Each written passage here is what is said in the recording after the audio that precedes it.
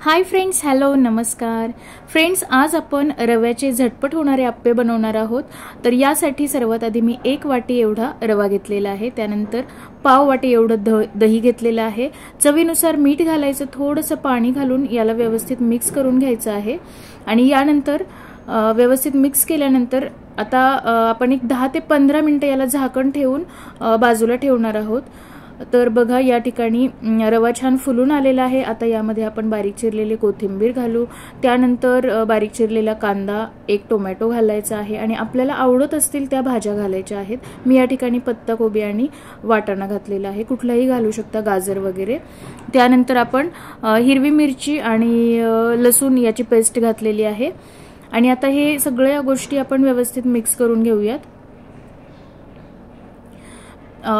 खूप ड्राय वाटत असेल तर थोडंसं पाणी घालायचं आहे आणि व्यवस्थित याचं मिक्सचर बनवायचं आहे. आता आपण यामध्ये जिरे मोहरीची फोडणी घालणार आहोत.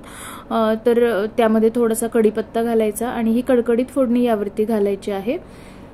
तर हे झालं आपलं अप्प्याचं मिश्रण. या ठिकाणी बॅटर तयार झालेलं आहे. आता हा मस्त जाळीदार होण्यासाठी आणि आपण झटपट बनवत आहोत, सो आपण यामध्ये 1 चमचा इनो घातलेला आहे आणि थोडंसं पाणी घालून आता आपण हा व्यवस्थित मिक्स करून घेऊयात.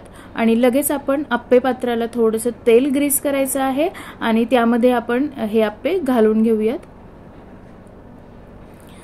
आता एक साधारणपणे 3-4 मिनिटं एक बाजू आपण भाजून घ्यायची आहे मीडियम फ्लेमवरती. त्यानंतर पलटून दोन्ही साईडने व्यवस्थित याला भाजून घ्यायचं आहे. आणि या ठिकाणी आपले झटपट रवा अप्पे तयार आहेत. स्नॅक्ससाठी खूप उत्तम ऑप्शन आहे. पुन्हा भेटूया. धन्यवाद.